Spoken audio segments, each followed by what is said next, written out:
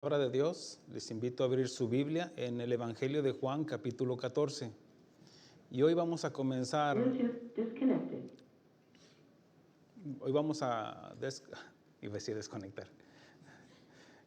Vamos a comenzar lo que es una serie que hemos estado tratando de llevar en conjunto con el estudio que estamos llevando del libro de Daniel, lo que es los tiempos finales. Y yo le pido de la gracia al Señor para poder explicar lo que es la escatología. Dios nos ha ido llevando a unos temas en los cuales, pues bueno, no podemos eludir, no podemos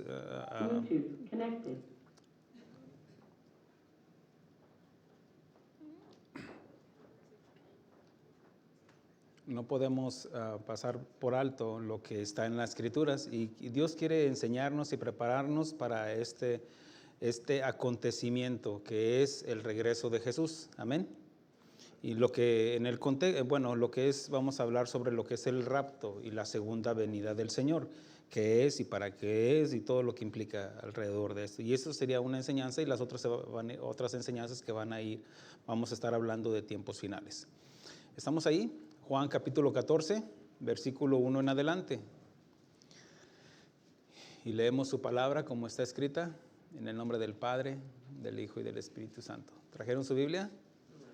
Muy bien. Dice la Escritura como está escrita, en el nombre del Padre, del Hijo y del Espíritu Santo. No se turbe vuestro corazón, creéis en Dios, creed también en mí. En la casa de mi Padre muchas moradas hay. Si así no fuera, yo os lo hubiera dicho. Voy pues a preparar lugar para vosotros. Y si me fuere y os preparare el lugar, vendré otra vez y os tomaré a mí mismo, para que donde yo estoy, vosotros también estéis. Hablemos con el Padre. Padre, gracias. Gracias nuevamente por convocarnos, por reunirnos en este lugar para escuchar tu santa y bendita palabra, mi Dios. Y que sea tu Santo Espíritu, mi Dios, quien nos redarguya, quien nos enseñe, nos muestre, mi Dios, nos revele la revelación que está en las profundidades de tu palabra, mi Dios. Ayúdanos a entenderlas, mi Dios, pero no solamente a entenderlas, sino también a vivirlas, mi Dios. Ayúdanos, mi Dios. Te pedimos que hables a nuestro espíritu, a nuestra alma, a nuestro corazón, en el nombre de Cristo Jesús. Amén. Tomen asiento, hermanos. Si vemos aquí, está hablando el mismo Señor Jesucristo. Esta es una gran promesa para sus discípulos. Y leemos el contexto, le está hablando a sus discípulos, no a todas las congregaciones que a veces le seguían, la multitud de gente. Aquí está hablando con sus discípulos. Y esta es una gran promesa para sus discípulos que le seguían, y para todos nosotros que hemos creído en su nombre. En su ministerio. ¿Cuál fue su ministerio? Bueno, en el capítulo 16, versículo 28 dice esto: salí del Padre, he venido al mundo, otra vez dejo el mundo y voy al Padre. Mire que en este versículo nos habla todo lo que es el ministerio de nuestro Señor Jesucristo, o al menos la doctrina medular sobre lo que es el cristianismo. Salí del Padre, habla de la manifestación. Grande es el misterio de la piedad, que Dios fue manifestado en carne. He venido al mundo, habla de su encarnación, como Dios fue manifestado en carne. Dice, otra vez dejó el mundo, significa que murió, su muerte, pero muerte y sepultura. Y luego dice, y voy al Padre. Aquí habla de la ascensión de nuestro Señor Jesucristo al cielo. Amén. Amén. Sí, ok. Como cristianos estamos esperando su regreso, porque es fiel, porque Él prometió que regresaría a nosotros, solo que fue a preparar lugar para nosotros. Y lo primero que les dice es esto: no se turbe vuestro corazón, creed en Dios, creed también en mí. Aquí habla porque todo implica un temor, por ejemplo, para lo que va a venir. Todos sabemos aún los que niegan a Dios saben de que existe la muerte. Nadie puede negar eso. pero que no saben a dónde van a ir. Algunos quieren engañarse diciendo, no, nos morimos y ya se acabó todo. Bueno, esa es su creencia, pero no es a lo que la Biblia dice. Aquí le está hablando a sus discípulos y si le dice, no se turbe vuestro corazón, es porque yo creo los veía después que les dijo algo, los vio turbados, los vio tal vez, ¿qué va a pasar? Y el contexto de este versículo nos habla cuando les dijo el Señor Jesucristo, ahí en el capítulo 13, les dice que estará un tiempo con ellos y que lo verán, pero que después no lo verán por un tiempo. Dice, donde yo voy, le dice que le dijo Simón Pedro, Señor, ¿a dónde vas? Jesús le respondió, a donde yo voy no me podéis seguir ahora, mas me seguirás después. Él iba a la muerte, él iba a la cruz, iba a ser crucificado, ya como ya se los había dicho anteriormente. En 3 ocasiones les había dicho de su muerte, pero bueno, por eso ellos desconocían cómo iba a morir. Entonces, y de que él iba a morir, porque una de las promesas de que el Mesías dice que iba a reinar para siempre. Sin embargo, bueno, vamos a estudiar qué es lo que dice la Biblia, porque también las escrituras en el Antiguo Testamento nos anunciaban de su muerte, como Isaías 53. Como cristianos estamos esperando su regreso, porque es fiel, porque Él prometió que regresaría a nosotros. Solo que fue a preparar lugar para nosotros y lo primero que les dice, no se turbe vuestro corazón. El contexto es que Jesús les dijo que no lo verían en un tiempo y que donde Él iba a ir no podrían seguirle ahora, pero lo seguirían después. Sin embargo, Jesús no nos iba a dejar solos. En el capítulo 14, versículo 15, mire lo que dice. Si me amáis, guardad mis mandamientos. Habla como una condición. Si me amas, pues obedéceme. Si me amas, confía en mi palabra, cree en mi palabra. Dice, yo rogaré al Padre y os dará otro consolador para que esté con vosotros para siempre. El Espíritu de verdad, el cual el mundo no puede recibir porque no le ve ni le conoce, pero vosotros le conocéis, porque mora en vosotros y estará en vosotros. Habla de Él mismo, habla también de la palabra, habla también del Espíritu Santo. Dice, no os dejaré huérfanos, vendré a vosotros. ¿Quién es el que puede dejar huérfano? El Padre, ¿cierto? Porque un hermano le puede decir a otro, te voy a dejar huérfano. No se puede. Sino que Él está diciendo, porque el contexto también le dice, muéstranos al Padre y nos basta. Le dijo Felipe, tanto tiempo contigo, ¿no has visto al Padre en mí y yo en el Padre? Y aquí le retoma ese contexto donde les dice, no os dejaré huérfanos, vendré a vosotros. Dice, todavía un poco y el mundo no me verá más. Pero vosotros me veréis, porque yo vivo, vosotros también viviréis. En aquel día vosotros conoceréis que yo estoy en mi Padre y vosotros en mí y yo en vosotros.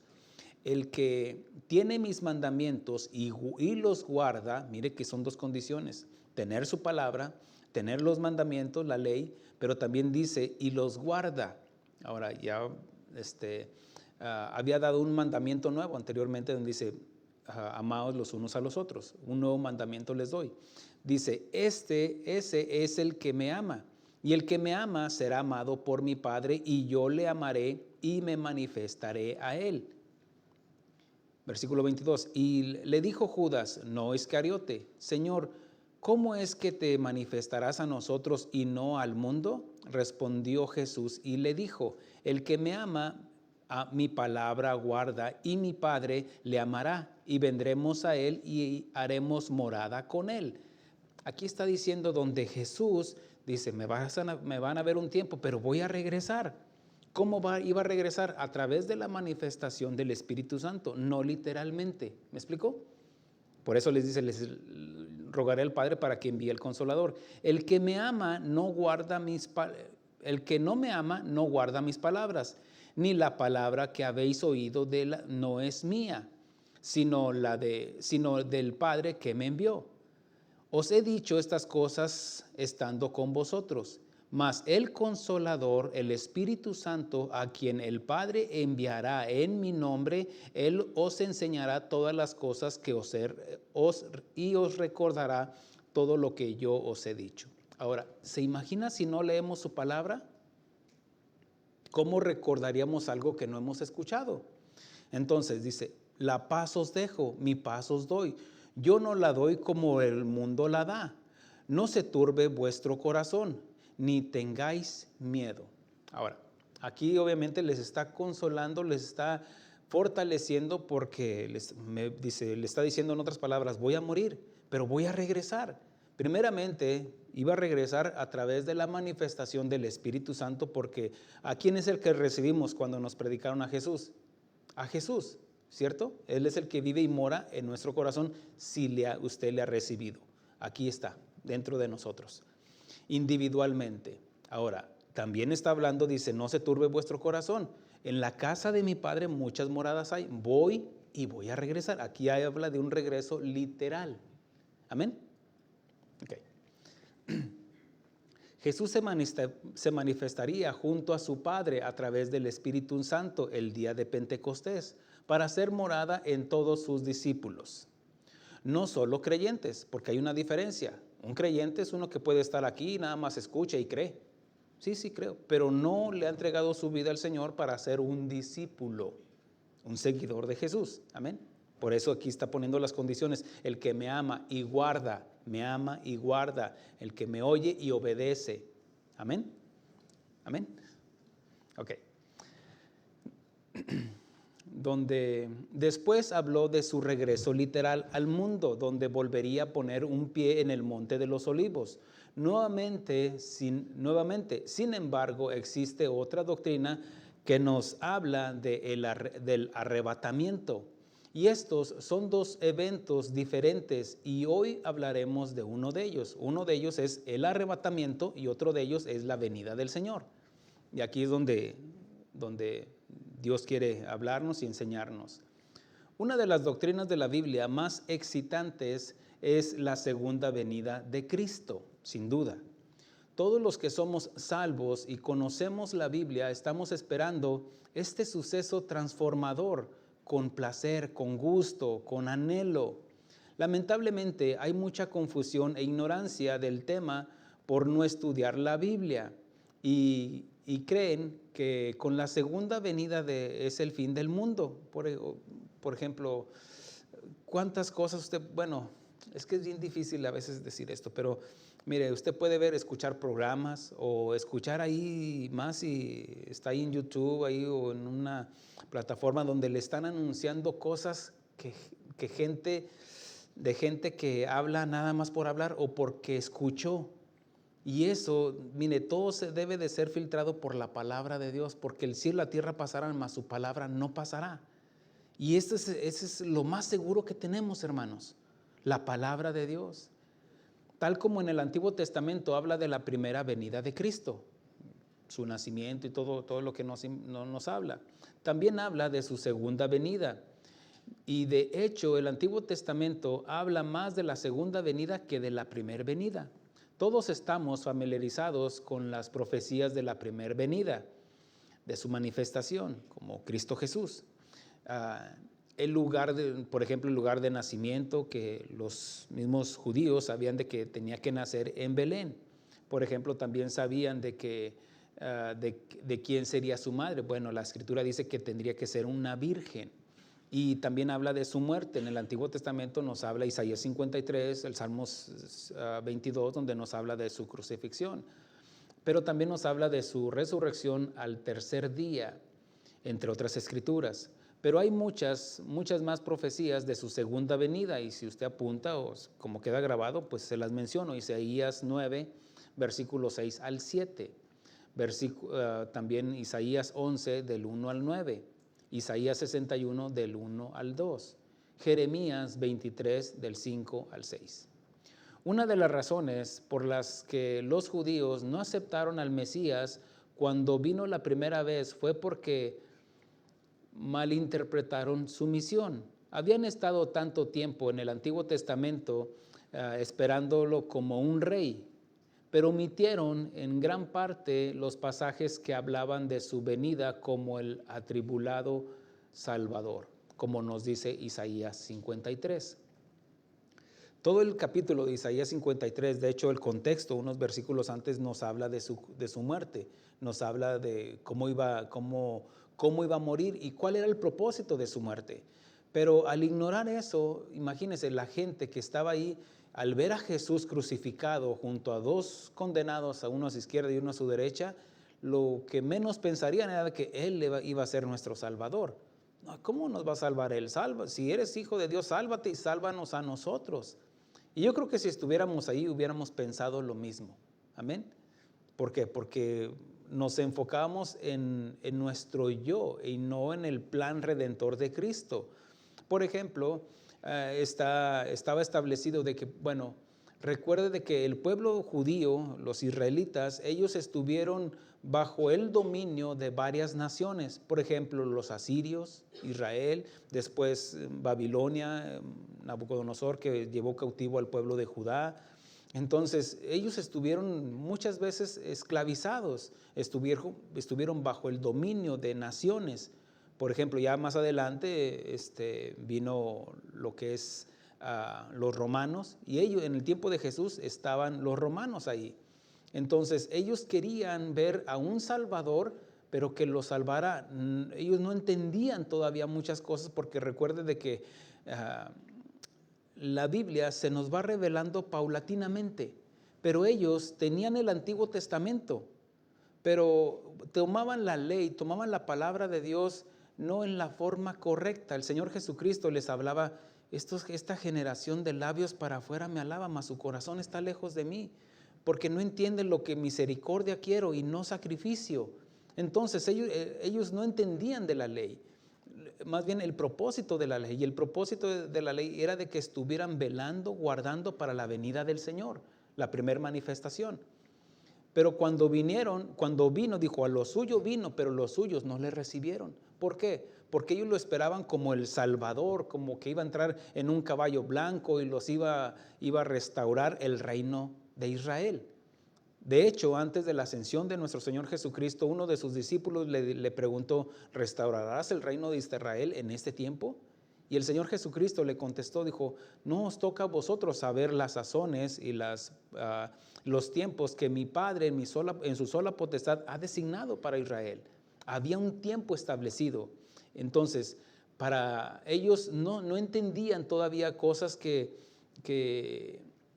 toda la revelación completa. Ahora, ¿cómo es que llegó el conocimiento, la revelación? A través de la manifestación del Espíritu Santo. Porque el Espíritu Santo dice, por eso les hablaba en parábolas, para que algunos inclusive no entendieran, porque tenían el conocimiento de la ley, pero no en su corazón, sino en su mente, como los fariseos. Entonces, era un conocimiento nada más, pero no se arrepentían de sus pecados. Entonces, cuando se dieron cuenta de que cuando vino el Espíritu Santo, entonces se dieron cuenta se le fue revelado todo el evangelio, le recordó el Señor todo lo que les había dicho y les hizo clic a sus propios discípulos, aunque ellos ya habían aceptado al Señor como su Salvador. Sin embargo, es a través de esas dispensaciones, recuerde, estaban en la dispensación de la ley, vino el Señor Jesucristo, muere, fue sepultado, resucita y asciende al Padre. Y aquí es donde ya el Señor Jesucristo nos está hablando, donde ya la justicia de Dios fue satisfacida. Entonces, delante de Dios, entonces ya no hace una pausa Dios y extiende un tiempo de gracia. Estamos en la dispensación de la gracia.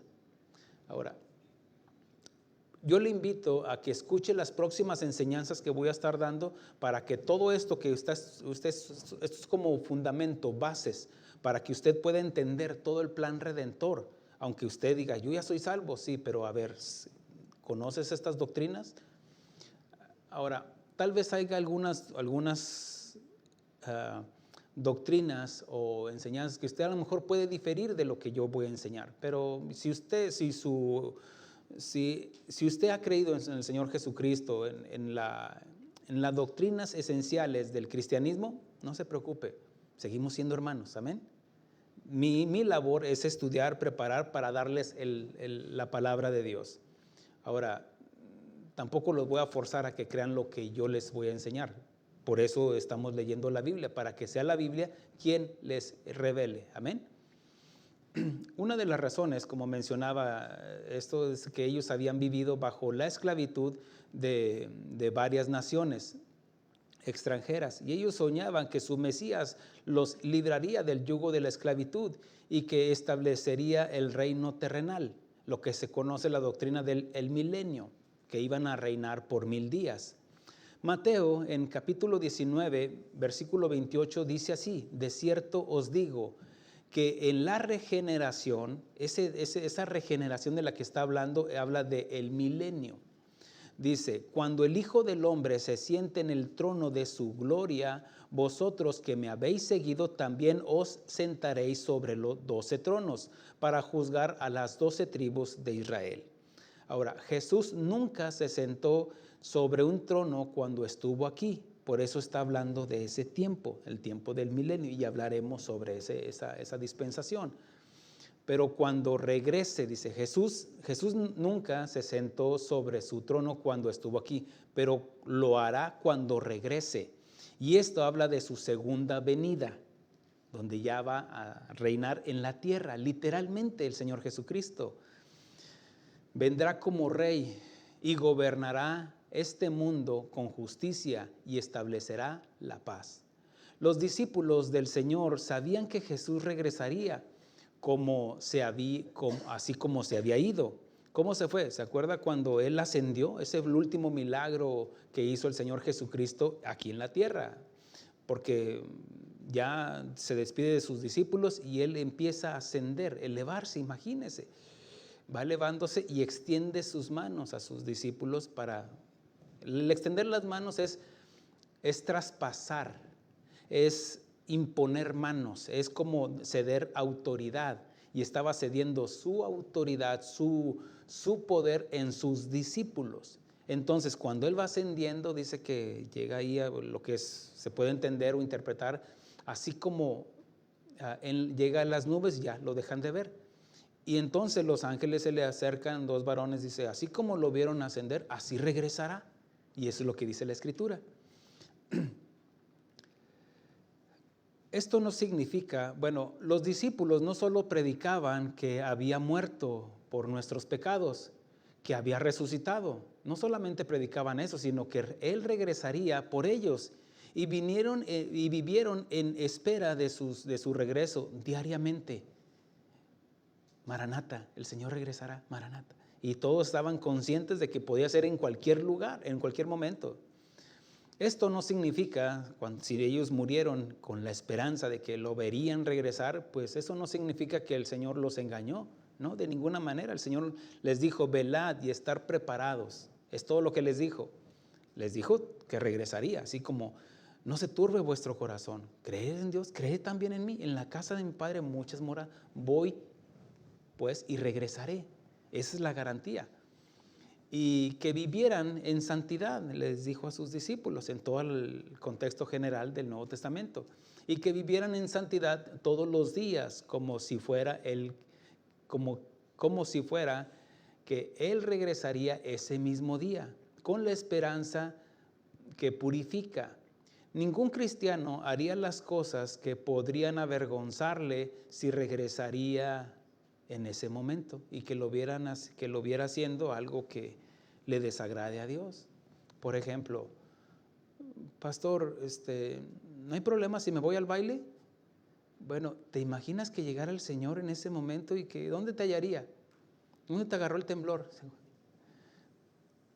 O sea, o las cosas que estuvieran viendo, por ejemplo, una persona que está en adulterio, que esté robando, esté fornicando, esté mintiendo, esté borracho, ¿usted cree que él va a estar, venga el Señor Jesucristo y que lo halle así?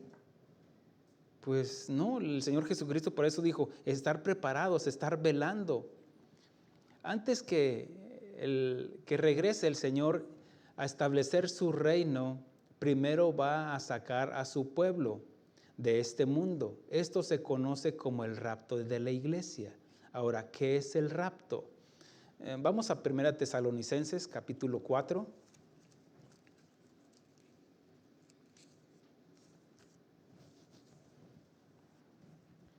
Y déjese, lo voy a leer y luego lo vamos a estudiar. Amén. Dice, tampoco queremos, hermanos, que ignoréis acerca de los que duermen. La carta a los tesalonicenses, en esa región se había abrazado, se había acuñado las enseñanzas filosóficas de los griegos, donde ellos creían que después de la muerte no había nada, o creían en sus dioses o X, pero obviamente pues aquí vemos como algunos hermanos en Cristo de ahí en la iglesia de Tesalónica pues estaban falleciendo y había interrogantes. Dice, tampoco queremos, es por eso que Pablo les envía esta carta, tampoco queremos, hermanos, que ignoréis acerca de los que duermen, para que no os entristezcáis como los otros que no tienen esperanza, porque si creemos que Jesús murió y resucitó, así también traerá Dios con Jesús a los que durmieron en él. Por lo cual os decimos esto en palabra del Señor, que nosotros que vivimos, que habremos quedado hasta la venida del Señor. Mire cómo ellos estaban asegurando de que ellos estaban esperando en ese momento. Pablo esperaba la venida del Señor. Que nosotros que vivimos y que habremos quedado hasta la venida del Señor, no precederemos a los que durmieron. Porque el Señor mismo, con voz de mando, con voz de arcángel y con trompeta de Dios, descenderá del cielo y los muertos en Cristo resucitarán primero. Luego nosotros, los que vivimos, los que hayamos quedado, seremos arrebatados juntamente con ellos en las nubes para recibir al Señor en el aire. Y así estaremos siempre, siempre con el Señor. Por tanto, alentaos los unos a los otros con estas palabras. Y estas palabras llenaban de aliento y fortaleza y confianza a los tesalonicenses. Ahora, la palabra rapto no se encuentra como si así se escucha en la Biblia, pero es una palabra que se aplica al suceso, al evento que va a pasar. Significa que el Señor aparecerá de repente y es como decir, esto es mío. ¿Se entiende? O sea, esto es mío, no me lo quitan, nadie me los quita de la mano nadie los arrebata de la mano de mi Padre. Pero la palabra es una palabra que aplica a un suceso. Significa que el Señor Jesús aparecerá de repente en el aire, sacará a su pueblo de este mundo y lo llevará al cielo con él, a la morada eterna que prometió a sus discípulos. Ahora, mire, aquí está la clave, hermanos. Y por eso le pido paciencia para que no les puedo dar todo así porque sería, para mí es mucho. No menosprecio su intelecto, su capacidad de retener, pero se tiene que enseñar poco a poco para que pueda haber un entendimiento. Pero aquí está hablando que va a arrebatar a su iglesia. Y aquí es donde está el secreto, hermanos, porque algunos malinterpretan la venida del Señor con el arrebatamiento. Son dos sucesos diferentes. ¿Por qué? Porque son dos entidades diferentes. El pueblo de Israel es el que Dios escogió a través de Abraham, ese linaje, los judíos, los israelitas, ahí está su salvación, estaba segura para ellos. Por eso el compromiso de Jesús fue con su pueblo. Él no se fue a predicar a los chinos, a los alemanes, Él fue con su pueblo. Él no caminó más de unos 70 kilómetros, 100 kilómetros, vamos a decir, porque Israel, mire, Texas es 27 veces más grande que Israel. Nada más fue a su región. ¿Me explico? Nada más a ellos, porque para ellos era la promesa. Y para eso tenemos que estudiar el libro de el libro de Daniel, donde nos habla de las 70 semanas, que es donde está la profecía, donde un ángel le dice a Daniel, prepárate, y vamos, es lo que estamos estudiando. Y aquí es donde les dice, y se queda en pausa lo que son las 69 semanas, y voy a explicarlo, los cumplimientos. Pero después de queda una semana en pausa. A ver, explíqueme, pastor. Bueno, es que esa semana, déjenle pongo un ejemplo. Y eso les va a ayudar a los que me están escuchando. ¿Cómo es que? Ay, Señor, ayúdame. Mire, por ejemplo, el pueblo de Israel tenía las promesas, tenía la ley, tenía todo para ser salvos, pero por cuanto no le recibieron, Dios hace una pausa. El pueblo de Israel va caminando con el Señor y le queda una semana. Después de esa semana es donde ya viene el milenio, donde ya viene a reinar el Señor. Pero como Él vino y cumplió, lo voy a enseñar con las fechas, cómo cumplió el sacrificio, queda una semana en pausa, la última semana, 7 días. Pero esos 7 días lo voy a explicar cómo habla de años. Entonces, quedan 7 años, pero ese trato era para los israelitas, para los judíos nada más. Sin embargo, como deja una pausa, ok, haga de cuenta que están jugando ahí el fútbol, la selección de Israel, los santos del Señor, y contra el diablo y sus achichincles ahí el fútbol. Para entender, todos conocemos de fútbol. Pero resulta que ya los del equipo de Israel, ya se me está ocurriendo nada más, así que espero que lo puedan entender y lo pueda yo explicar. Haga de cuenta que ya están cansados. Ay, no, yo no quiero. Ay, la pelota sigue nada más. Ya menospreciaban el compromiso de ganarle al enemigo. Pero entonces ya se cansaron. No, yo no. Entonces los pone en pausa. Salga todo este equipo. Entre el otro, el de la iglesia. Y entonces ya en la iglesia va a cumplir un propósito la iglesia. Y después que ya viene el arrebatamiento, ahora sí, entre la banca y va a entrar Israel. Y va a cumplir los 7 años, los 7 años, donde ya viene la gran tribulación. Pero deme la oportunidad de enseñárselo todo. Ahora, con esto lo que le estoy explicando es que son 2 entidades diferentes. Uno es la iglesia y otro es Israel. Ahora, en la iglesia es donde están los israelitas y los gentiles, los 2.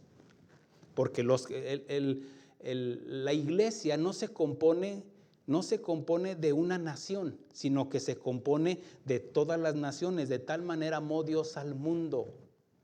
Y aquí ya nos hace la invitación a los gentiles.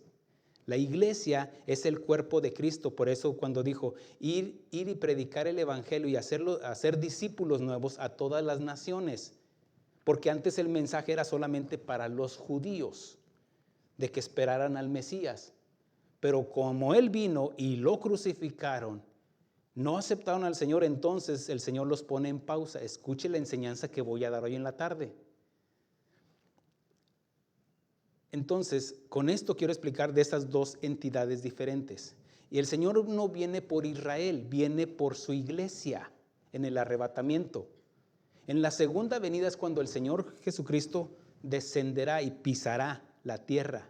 En la primera, lo que es el arrebatamiento, Él quedará suspendido en las nubes para recibir a las almas. Amén. Ok. Ay, Señor, ayúdame. Este es el próximo acontecimiento en el calendario profético de Dios para el mundo. Y puede pasar en cualquier momento. Y es inminente.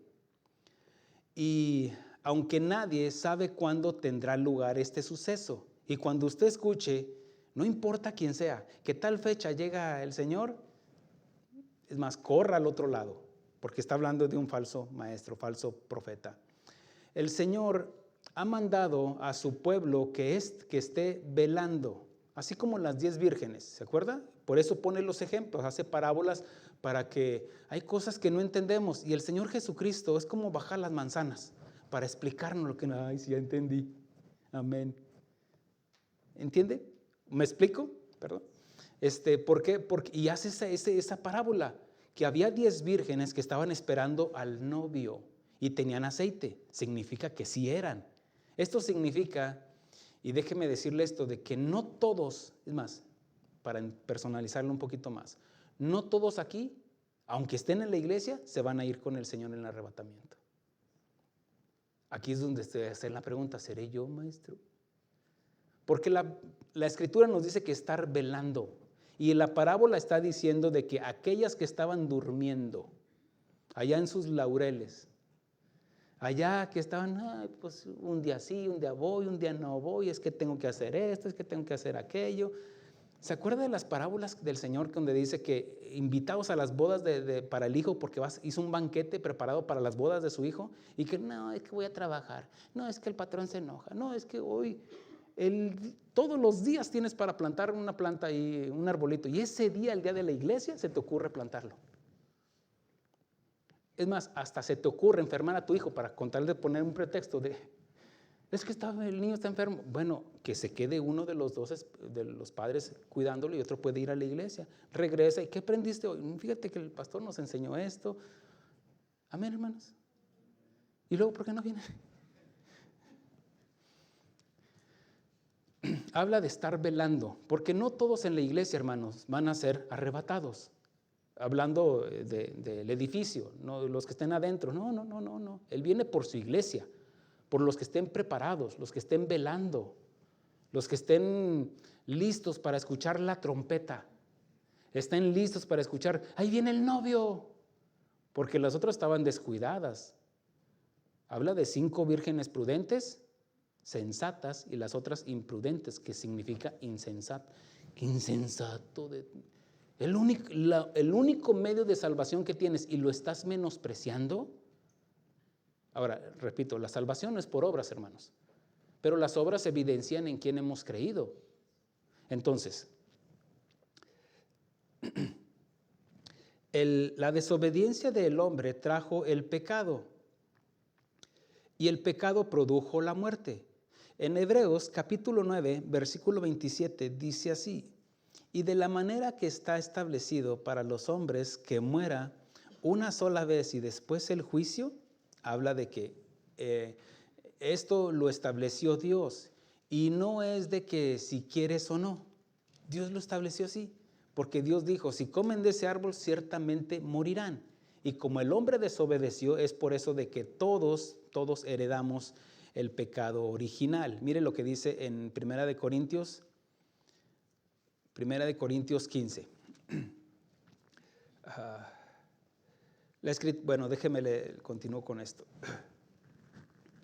Habla de que vendrá un juicio. Lo que es la primera parte del juicio es que todo pecador va a morir, porque el pecado entró por un hombre. Todos sabemos que vamos a morir. Lo que muchos no saben es a dónde van a ir después de la muerte, aunque su conciencia les dicta su fin. Mire, el que está, el adúltero, el borracho, ellos saben de que van al juicio, hermanos. Ellos no pueden decir, yo voy a ir al cielo. ¿Por qué vas a ir al cielo? O sea, ¿qué te garantiza que vas a ir al cielo? Por eso el Señor Jesucristo nos da confianza a nosotros, donde nos dice, ¿creíste en Dios, lo que es la palabra? Cree también en mí. Porque no podemos despegar a Cristo de Dios, de decir, no, nada más creo en Dios, pero no crees en Jesús, y Jesús es la iglesia también. Nosotros somos el cuerpo de Cristo. Y no puedes decir, no, yo allá afuera, o yo separado. Nadie puede, separado de mí nada podéis hacer. Amén, hermanos. Ok, mire lo que dice en 1 Corintios capítulo 15, versículo 20 en adelante. Mas ahora Cristo ha resucitado de los muertos, primicias de los que durmieron es hecho. Primicias, ¿qué significa? Lo primero, ¿cierto?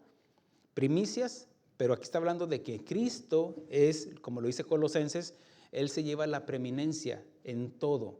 Él fue el que resucitó primero para vida eterna, porque ha habido muchos resucitados de parte de Dios. Inclusive alguien en un hospital puede ser resucitado, porque por la voluntad de Dios, pero a través de la ciencia, pues muchos han resucitado, pero es por Dios, porque Dios lo permitió.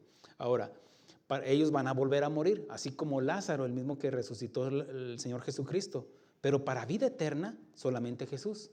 Él es el único que ha resucitado para vida eterna. Después dice, las primicias, que somos nosotros. Dice, porque, versículo 21, porque por cuanto la muerte entró por un hombre, también por un hombre la resurrección de los muertos. Porque así como en Adán todos mueren, como lo dice Hebreos, que está establecido que todo hombre que muera después del juicio, también en Cristo todos serán vivificados. Ahora ese todos está ¿qué? Está condicionado a ¿qué? A creer, ¿cierto? Y a obedecer, no solamente creer, ser creyente, sino también ser discípulo. Pero cada uno en su debido orden. Cristo, las primicias, Cristo, mire, dice Cristo, coma. ¿Qué significa? Cristo es el primero. Y luego dice las primicias. ¿Quiénes son? Los segundos. Okay. Después dice, luego los que son de Cristo en su venida. Luego, dice, luego el fin, cuando entregue el reino de Dios y Padre, cuando haya suprimido todo dominio, toda autoridad y potencia. Porque preciso es que reine hasta, es el milenio, hasta que haya puesto a todos sus enemigos bajo sus pies. Y el postrer enemigo que será destruido es la muerte, ya que lo que nos vamos a leer en Apocalipsis capítulo 20, 21, 22, por allá. Ahora, si se fija, ¿cómo está diciendo lo que es el reloj cronológico de Dios, de la resurrección? Primero fue Cristo, después las primicias. Las primicias somos nosotros, somos la iglesia, hermanos. Luego los que son de Cristo. ¿Quiénes son los que son de Cristo? Los judíos. ¿Pero cuáles judíos? Los 144,000 y los que hayan aceptado al Señor Jesucristo como su Mesías. Por eso le digo, déme la oportunidad de enseñarle esto. Y luego dice, luego los que son de Cristo en su venida, no en el arrebatamiento. En el arrebatamiento van a ser las primicias. Por eso está poniendo cronológicamente qué es lo que va a pasar. Primero Cristo, luego las primicias, luego los que son de Cristo en su venida, luego el fin. Ahora, vamos a estudiar eso con tiempo. Regresando a 1 Tesalonicenses, vamos a estudiar un poquito más sobre esto. Dice, ahí capítulo 4, versículo 13. Tampoco queremos, hermanos, que ignoréis acerca de los que duermen, para que no os entristezcáis como los otros que no tienen esperanza. Primero que nada, si se fija, el apóstol Pablo, inspirado por el Espíritu Santo, inspirado por el Padre, inspirado por Cristo, por la Trinidad, aquí lo que él quiere que no ignoremos. Quiere que aprendamos. ¿A quién? La iglesia, que aprenda, que entienda, que no ignoren las verdades bíblicas de los sucesos que están por acontecer. ¿Por qué? Porque ellos ya estaban entristecidos. ¿Por qué? Porque estaban viendo que sus hermanos en Cristo estaban falleciendo ahí en la iglesia. Por eso les dice, tampoco queremos, hermanos, que ignoréis acerca de los que duermen, de los que ya murieron, porque para que no os entristezcáis como los otros que no tienen esperanza. ¿Quiénes son los que no tienen esperanza? Los que no tienen a Cristo. Cuando muere un familiar, ¿qué es lo que hacen?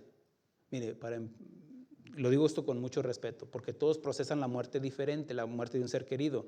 Sin embargo, cuando muere el pastorcito, ¿qué van a hacer ustedes? ¿Nada? ¡Ay, híjole! Bueno, se van a entristecer, ¿cierto? Pero la esperanza está de que un día me van a volver a ver, según la Escritura, ¿o no? El día que ustedes se mueren, hasta fiesta vamos a hacer. Vamos a hacer una fiesta, un banquete, porque usted ya va a estar allá en la presencia del Señor. Obviamente que habrá una tristeza natural, ya no lo vamos a ver, no me pagó lo que me debía. Pero en eso va a haber un gozo, va a haber una fortaleza en nosotros como cristianos, porque tenemos la esperanza. Ahora, los tesalonicenses estaban tristes porque no entendían esto todavía, por eso Pablo les escribe. Ahora, ¿cómo actúan o cómo obran los que no tienen esperanza, los que no tienen a Cristo en su corazón? ¿Dónde está? Mire, luego lo primero que dice es que ya está con el Señor. Y de adúltero, andaba ya ¿o qué? Andaba robando, andaba borracho, porque dice, los borrachos, los homosexuales, los que mentirosos, no heredarán el reino de Dios. No importa lo que tú pienses, porque no es cuestión de tu pensamiento, es cuestión de justicia. Amén. Que yo estoy bien a gusto así, bueno, tú, pero Dios lo estableció así. Alma que pecare, esta morirá. Punto. Por eso, pero cuando el Señor Jesucristo murió por nosotros, toda la ira de Dios cayó sobre Jesús. Y el que ha creído en ese, ¿qué tengo que hacer? Nada, simplemente creer que Él murió por tus pecados. Es todo, no tienes que hacer nada para la salvación. Para guardarnos en santidad tengo que abstenerme del pecado. Y eso ya es parte de nosotros, es nuestra obra, pero no en nuestras fuerzas, sino en el poder de Cristo en nosotros. Amén.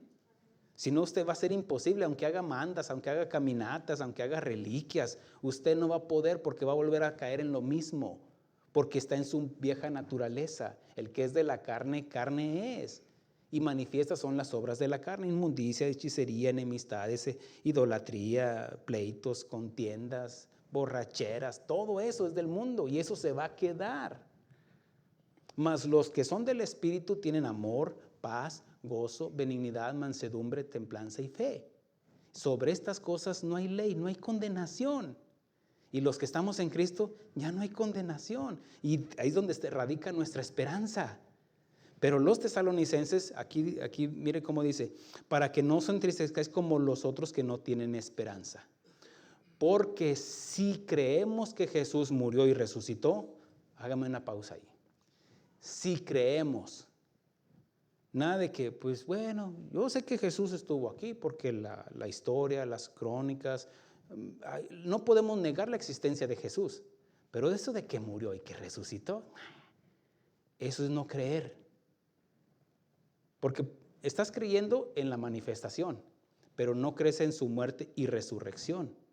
Y Pablo dice esto en 1 Corintios capítulo 15, dice, además, versículo 1 dice, además os declaro, hermanos, el evangelio que os he predicado, el cual también recibiste, el cual también perseveráis. ¿Qué significa aquí? Perseverar, hermanos, perseverar continuamente. No solamente un día sí creo, otro día no, habla de algo continuo. Dice, por el cual asimismo, si retenéis, ahí habla de una condición, si retenéis la palabra, quiere decir que si la obedeces, si retenéis la palabra que os he predicado, ¿qué les predicó? La muerte, la manifestación, la muerte, la resurrección y la ascensión de nuestro Señor Jesucristo y su regreso. Son las doctrinas esenciales del cristianismo. Pero dice, por lo cual asimismo, si retenéis la palabra que os he predicado, sois salvos. Si no, creíste en vano. ¿Se fija? El no creer en la resurrección. Porque más adelante dice el versículo 12, pero si se predica que Cristo resucitó de los muertos, ¿cómo dicen algunos entre vosotros que no hay resurrección de muertos? Y lo dice la iglesia, porque había algunos que no creían en la resurrección. Entonces, más adelante dice, entonces en vano murió Cristo. ¿Me estoy explicando, hermanos? Ok. Por eso dice, regresando a Tesalonicenses capítulo 4, versículo 14, porque sí, ese sí es de condición, porque si creemos que Jesús murió y resucitó, así también traerá Dios con Jesús a los que durmieron en él. Algunos creen que las personas que mueren están dormidas, literalmente dormidas. ¿Qué pasó? Está dormido.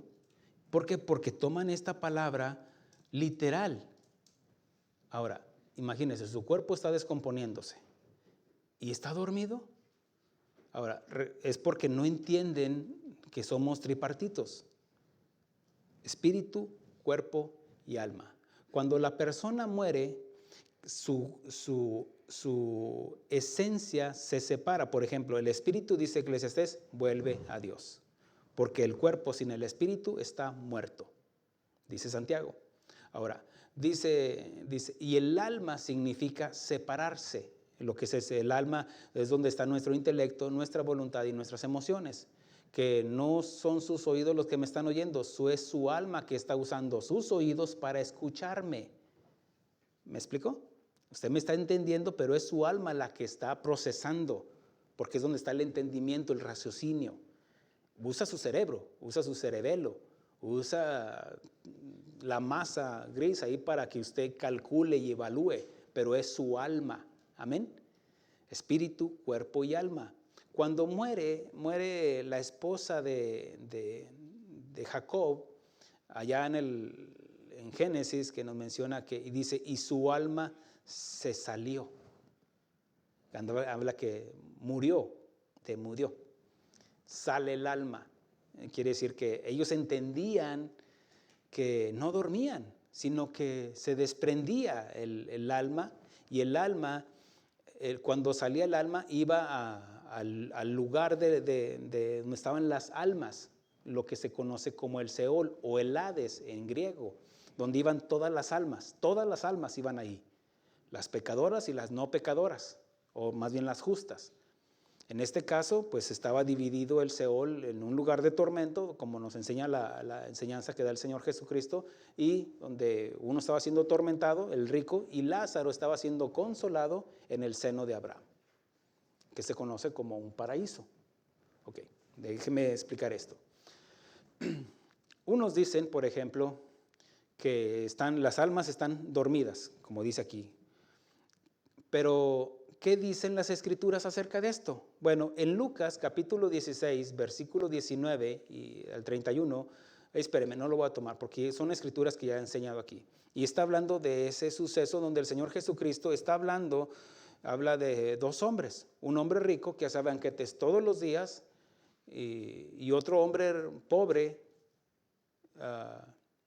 que mendigaba las migajas que quería, porque era un hombre pobre que necesitaba alimentarse. Entonces, pero que los dos murieron y los dos fueron a ese lugar, al lugar de tormento, al Seol.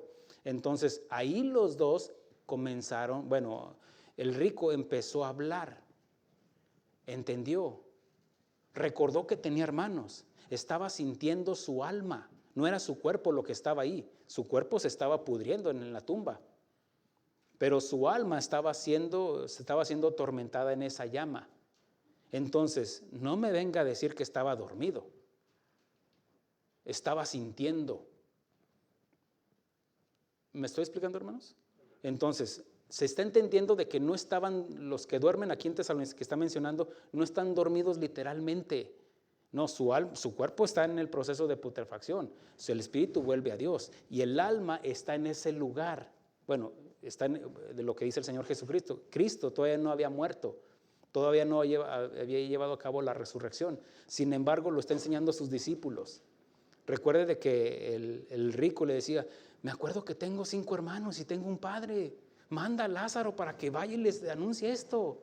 Estaba angustiado en su alma, no en su espíritu, no en su cuerpo, sino en su alma, lo que es no materia, su alma. En Efesios capítulo 4, versículo 8 dice así, por lo cual dice, subiendo a lo alto, llevó cautivo la cautividad y dio dones a los hombres. Entiéndase, dio dones a la iglesia, porque es el contexto que nos va a hablar. A unos constituyó pastores, profetas, maestros y apóstoles, profetas, evangelistas, maestros y pastores. 5 ministerios. Dio dones, pero el contexto nos está diciendo de que y llevó cautivo la cautividad. ¿Quién es la cautividad? El seno de Abraham. En ese lugar todavía están llegando todas las almas pecadoras, pero los que han muerto en Cristo van con el Señor. Otro ejemplo que nos dice las Escrituras, cuando el que está crucificado a la izquierda le dice, Señor, acuérdate cuando vengas en tu reino. Y el Señor Jesucristo dijo, no tienes que esperar a que yo venga en mi reino. En otras palabras, está diciendo, hoy mismo estarás conmigo. Entonces, ¿dónde está esa alma? ¿Está dormida? No, ¿de qué sentido tendría, hermanos? No, está con el Señor. Por eso, mire lo que dice aquí. Porque si creemos que Jesús murió y resucitó, así también, ¿qué? ¿Qué dice? Así también traerá. ¿Dónde está el Señor Jesucristo? ¿Que no está a la diestra del Padre? ¿Dónde están las almas que han muerto creyendo en Cristo? Están con Él. ¿O qué? ¿Va a descender otra vez al Seol y va a sacar a las almas que están dormidas y luego las va a levantar y luego las va a traer otra vez? No tiene sentido. ¿Me estoy explicando, hermanos? Por eso está diciendo, dice, así también traerá. ¿Por qué dice también? Porque habla de las almas que creyeron en Él. Dice, así también traerá Dios con Jesús a los que duermen en Él, que murieron en Él. Porque si Cristo, dijo Pablo, ya no vivo yo, sino Cristo que vive en mí. Y para mí la muerte es ganancia, porque estaría con el Señor. Después dice, en Colosenses 2:15 dice, y despojando a principados y a potestades, los exhibió públicamente, triunfando sobre ellos en la cruz. Despojando, aquí es la palabra clave, despojando, porque ¿dónde estaban las almas? Estaban en el Seol. Y haga de cuenta, cuando el Señor murió, ascendió, como dice la Escritura, ahí en las profundidades de la tierra, y ahí en ese lugar tomó a los que eran de Él, como Abraham, Jacob. Dice, yo soy el Dios de vivos y no de muertos, porque Abraham creyó y fue justificado por su fe. Lo que enseñé estas enseñanzas pasadas. Estaba Jacob, estaba Isaac, y estaban los que habían creído en Él, como Samuel, como David, como todos los hombres de Dios. Se los llevó cautivo la cautividad, y están con Él en este momento. Entonces, dice, y despojando, despojó. Desde ese lugar es como, esto es mío, y se los llevó. Lo voy a ir enseñando con más escrituras. En 2 de Corintios, capítulo 5, mire lo que dice aquí, capítulo 5 del 1 en adelante. Dice, porque sabemos que si nuestra morada terrestre, entiendas el cuerpo, este tabernáculo, entiendas el cuerpo, se deshiciere, tenemos de Dios un edificio, una casa no hecha de manos, eterna en los cielos. ¿Se acuerda que dijo el Señor? En la casa de mi Padre muchas moradas hay. ¿Voy pues a preparar lugar? Ok. Dice, y esto es también, y por esto también gemimos, deseando ser revestidos de aquella nuestra habitación celestial. ¿Cuál va a ser nuestra habitación celestial? Un cuerpo glorificado. Porque los almas que van a ser resucitadas, las de Cristo, las que son de Cristo, van a obtener un cuerpo glorificado para ver al Señor, ya en cuerpo, pero un cuerpo diferente. El cuerpo de Jesús no tenía sangre, tenía huesos, tenía carne, pero no tenía sangre, porque Él derramó su sangre por nosotros. Ahora, mire esto, dice, pues así seremos hallados vestidos y no desnudos, porque asimismo los que estamos en este tabernáculo gemimos con angustia. ¿Por qué? Porque nos enfermamos, este tabernáculo, este cuerpo. Sufrimos calor, sufrimos frío, sufrimos angustias. Dice, porque no quisiéramos ser desnudados, sino revestidos. ¿De qué? De Cristo, revestidos con un cuerpo glorificado. Dice, para que lo mortal sea absorbido por la vida. Mas el que nos hizo para esto mismo es Dios, quien nos ha dado las arras del Espíritu. Las arras es lo que es el anillo la promesa de un cumplimiento. Las arras es la provisión, perdón, la provisión no es el anillo. La provisión del sustento de un novio hacia la novia, el novio hacia la novia. Dice, versículo 6, así que vivimos confiados siempre, sabiendo, entre tanto que estamos en el cuerpo, estamos ausentes del Señor. Quiere decir que mientras estoy en este cuerpo, estoy ausente del Señor. Bueno, recuerde de que el Señor ya mora dentro de nosotros, pero en este cuerpo, carne, estamos ausentes del Señor. Porque, ¿qué es lo que va a hacer que podamos estar con el Señor? Cuando muramos. Cuando seamos liberados de este cuerpo. Por eso Pablo dice, él entiende de que el pecado mora dentro de él. Dice, miserable de mí, ¿quién me apartará de este cuerpo de inmundicia? Porque mire, su mente está corrompida como la mía por el pecado. Sus manos, sus pies, estos nos llevan a pecar, este tabernáculo, la carne. Amén. Recuerde que somos una alma salva dentro de un cuerpo pecaminoso. ¿Me estoy explicando, hermanos? Okay. Yo necesito la gracia para explicar esto. Dice, así que vivimos confiados siempre, sabiendo que entre tanto que estamos en el cuerpo, estamos ausentes del Señor. Porque por fe andamos y no por vista. Habla de los cristianos. Pero confiamos y más quisiéramos estar ausentes del cuerpo y presentes al Señor. Dice, pero confiamos y más quisiéramos estar ausentes del cuerpo. ¿Qué significa? Quisiera estar muerto, ausente de este tabernáculo. ¿Usted no? Mire, le voy a ser sincero, y está el Señor que me está escuchando. Una de mis oraciones, híjole, se va a hacer eso. Señor, ya llévame contigo. Usted va a decir, mire, a nadie si hago, ¿por qué hago? Si no hago, ¿por qué no hago? Si me aprecian o no me aprecian. Mire, yo digo, ay, Señor, yo estaría mejor contigo, porque a nada latino. Hablo de mi imperfección humana. Pero es una de mis oraciones. Señor, ya llévame. Y créamelo, loco no estoy. Estoy aquí con un propósito. El hecho de que no, ya no quiero hacer nada. No, hago lo que tengo que hacer. Pero mi anhelo es estar con Él. Es lo que no entiende la iglesia. Por eso no quiere decir que no se cuide en su salud, no quiere decir que no se proteja o no haga lo que le corresponde, sino de verdad, se lo digo delante del Señor, una de mis oraciones, Señor, ya llévame, que tengo que andar aquí aguantando. Nada. No, y sí, usted piensa que no, pero sí. No es queja. Sí, como queja, ¿verdad? Pero sí, ay, Señor, por más que uno se prepare y todo, menosprecian, no me menosprecian a mí, sino al que me envió. No importa lo que yo haga en la calle, donde sea, hermano, no importa. Digo, ay, Señor, no le atino. Tampoco estoy esperando que me den gracias o un premio, un regalo. No estoy esperando eso. Yo lo que estoy esperando es que el Señor me libere de este cuerpo pecaminoso. Porque peco, hermanos, como ustedes, o usted no.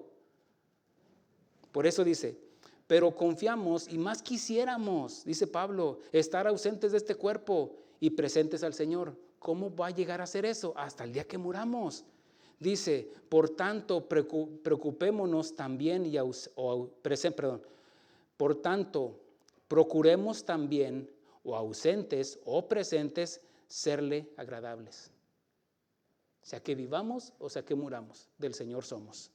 Dice, porque es necesario que todos nosotros compadezcamos ante el tribunal de Cristo. Mire, aquí es otra enseñanza. Los que vamos a ser arrebatados, vamos a rendirle cuentas a Jesús. No para la salvación, hermanos, sino para recibir el galardón, premios. Algunos no van a recibir nada. Tristemente lo voy a decir así. Lea 1 Corintios capítulo 5. Dice, entréguenlo a Satanás para que su alma no se pierda. Dice, hablando de aquel fornicario, de aquel que estaba metiendo con su madrastra.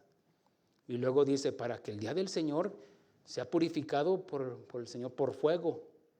Ahí se verá la obra de cada uno, sea buena o sea mala. Porque le vamos a rendir cuentas después de que fuimos salvos, hermanos, le vamos a rendir cuentas. ¿Qué fue lo que dijimos? ¿Qué fue lo que hablamos? ¿Qué fue lo que, por supuesto, qué fue lo que estuvimos viendo? Todo le vamos a rendir cuentas, hermanos. Algunos, miren, no va a ser condenación, pero ¿se imagina el no recibir un galardón? Si el mandamiento dice, ir y hacer discípulos nuevos. Y si usted no le ha compartido a nadie, ¿cómo se va a presentar delante del Señor, hermano? Ahora sí que ahí sí, cada quien. Porque es necesario que todos nosotros compadezcamos ante el tribunal de Cristo para que cada uno reciba según lo que haya hecho mientras estaba en el cuerpo, sea bueno o sea malo. ¿Me expliqué? Ok, sigamos adelante. Así también, regresando a Tesalonicenses, y deme chancita de terminar esto. Dice, así también traerá Dios con Jesús, versículo 14, a los que durmieron con él. Dios, dice, traerá Dios con Jesús a los que duermen en él, a los que mueren en Cristo. ¿Dónde está Jesús ahorita? Bueno, en el tercer cielo. Entonces, ¿de dónde los traerá? Del tercer cielo. Versículo 15 dice, por lo cual os decimos, os decimos esto en palabra del Señor, que nosotros que vivimos, que habremos quedado hasta la venida del Señor, no precederemos a los que durmieron. Mire cómo los apóstoles vivieron esperando en su regreso. Esto no quiere decir que Jesús los haya traicionado. Pablo peleó la buena batalla con gozo y la terminó. Versículo 16 dice, porque el Señor mismo, con voz de mando, con voz de arcángel, con trompeta de Dios, descenderá del cielo y los muertos en Cristo resucitarán primero. Bueno, aquí habla de una trompeta. En Apocalipsis nos habla de las trompetas, 7 trompetas, que eso sí trae juicio. Pero esta trompeta, así como en el pueblo de Israel había trompetas y había así diferentes sonidos. Uno era para convocar, otro era para juicio. Váyanse, prepárense para la guerra o partida o lo que sea. Pero había una trompeta, un sonido de trompeta donde era constante. O otro era donde era paulatino, así como la maquinita del hospital, pip, pip, pip. Bueno, así habrá un sonido donde los muertos en Cristo lo escucharán. Y estaban muertos. ¿Se acuerda de Lázaro que estaba en la tumba? Y Jesús le dijo, Lázaro, sal fuera. Estaba muerto. ¿Y cómo escuchó? Porque su alma fue la que escuchó. ¿Dónde estaba su alma? En el Seol. Así también los muertos en Cristo escucharán esa trompeta. No todos los muertos. Escucharán los de Cristo. Sus almas están allá, pero su cuerpo ahí ¿dónde va a ser la resurrección? Por eso dice, porque el Señor mismo, con voz de mando, con voz de arcángel, con trompeta de Dios, descenderá del cielo y los muertos en Cristo resucitarán primero. Habla de las primicias. Ya expliqué hace un momento que son primero Cristo, luego las primicias y luego los que son de Jesús. ¿Quiénes son los que son los judíos? Las primicias somos nosotros, los gentiles. Hay tanto que explicar, hermanos.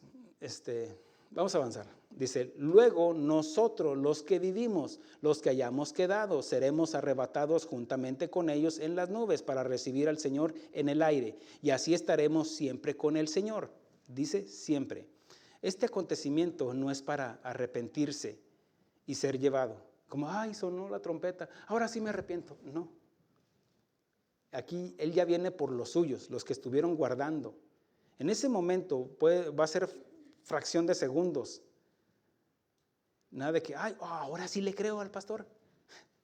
O la palabra, ahora sí le voy a creer al Señor. No, va a ser demasiado tarde. Los que estuvieron ahí, las vírgenes que se quedaron, algunas, y tenían aceite, pero era muy poquito. Se lo gastaron, estuvieron durmiendo cuando debieron de haber estado velando. Entonces, este acontecimiento no es para arrepentirse y ser llevado, no, sino que será un arrebatamiento de los arrepentidos, de los prudentes, de los que esperaron su venida, de los que estemos velando y preparándonos cuando escuchemos, aquí viene el esposo, salir a recibirle. Habrá muchos que se quedarán para recibir al Señor en el aire, como dice aquí, dice, luego nosotros los que vivimos, los que hayamos quedado, seremos arrebatados juntamente con ellos en las nubes para recibir al Señor en el aire. Significa que ahí va a estar el Señor, no va a tocar tierra, porque lo vamos a recibir ¿dónde? En el aire, en las nubes, porque entonces sí sería la segunda venida. No, la segunda venida va a ser hasta Armagedón, y eso lo voy a enseñar. Dice, seremos arrebatados juntamente con ellos en las nubes para recibir al Señor en el aire. Ahí va a estar el Señor, y las almas de nuestros hermanos en Cristo que ya murieron, Pablo, Pedro, todos, vendrán juntamente con Él.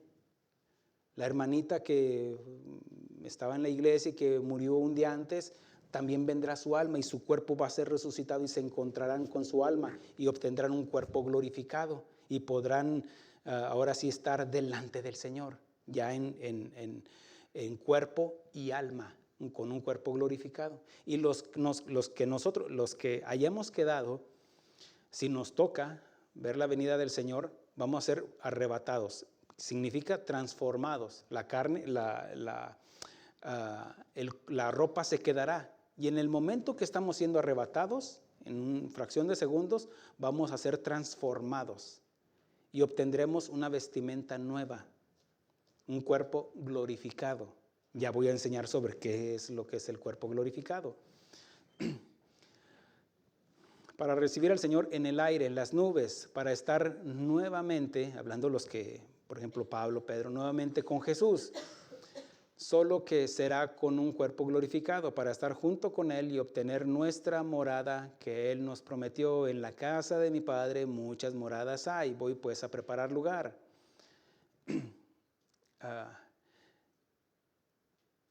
Este suceso será para algunos, será de gran alegría y gozo. Amén. Dígame, por fe. Va a ser de gran alegría y gozo ver a nuestro Salvador cara a cara, ojo a ojo.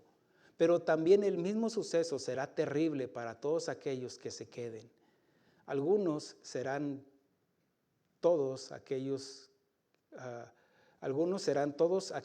que no velaron. Los necios, los incrédulos. Escuche la enseñanza que di el jueves. Los incrédulos, porque hablé de la apostasía. Habla de que sí eran cristianos, pero después apostataron. ¿Pero qué es lo que da inicio a la apostasía? Los necios, los incrédulos, todos aquellos que no aceptaron, esto que habla ya de otros, todos aquellos que no aceptaron al Señor Jesús en sus corazones como su único y suficiente Salvador. Ahora, quiero que imagine esto. ¿Me ayudas, hermano? Quiero que imagine esto,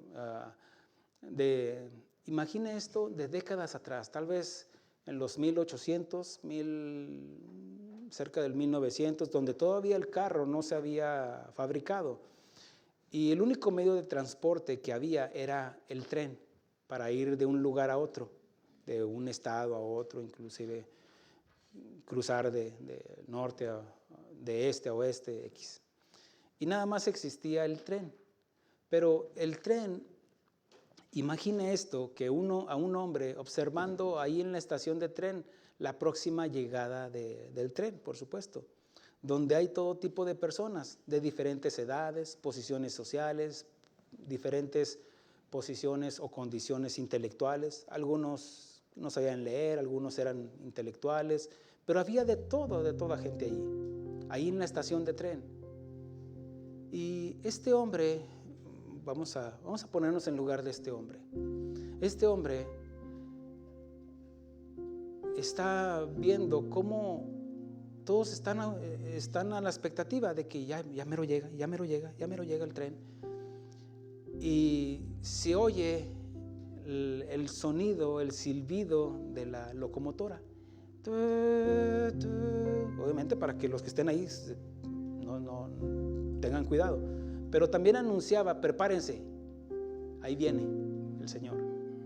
Entienda la metáfora. Ahí viene el tren. Pero en ese tren había también todo tipo de personas. Algunos iban a llegar a ese lugar, algunos iban a continuar su viaje. Pero había todo tipo de personas. Pero en ese mismo tren cuando llegó ahí, se estacionó y sale un hombre y se abren las puertas de ahí de la estación y sale su mujer y sus hijos a recibirle, contentos. Los niños corren a abrazar a su papá. El papá agarra a su niña, le trae una muñequita, al hijo le trae un caballito de madera, contentos, y se funde en un beso con su esposa, y todo es alegría. Y uno los ve, ay, qué bonito, una cena bonita, de esas que salen en Facebook. Y usted lo ve, hasta le hace así. Pero resulta que también en ese tren están bajando el ataúd de una niña, porque era el único medio de transporte que había. Y para llevar, y estaban bajando a un ataúd. Y lo cual se escucha el llanto de una madre, el quejido de un padre, porque había muerto su niña. una niña que había sido secuestrada, violada y asesinada. Habían descubierto al asesino, era un asesino en serie, andaba secuestrando niños por ahí, lo habían capturado y iba también en el mismo tren. Y ahí cuando llegan, bajan al condenado, esposado, apenas puede caminar porque lo llevan esposado de pies y de manos, con guardias. ¿Se puede imaginar que ese mismo tren que traía alegría y esperanza para una familia, también traía ese tren desolación, tristeza para otras personas? Así será el regreso de nuestro Señor Jesucristo cuando venga por su iglesia. Habrá alegría para todos nosotros que le estemos esperando, pero habrá tristeza para todos aquellos que se queden. Por eso el Señor Jesucristo lo que nos está enseñando en esto: no temáis, manada pequeña. No tengan miedo.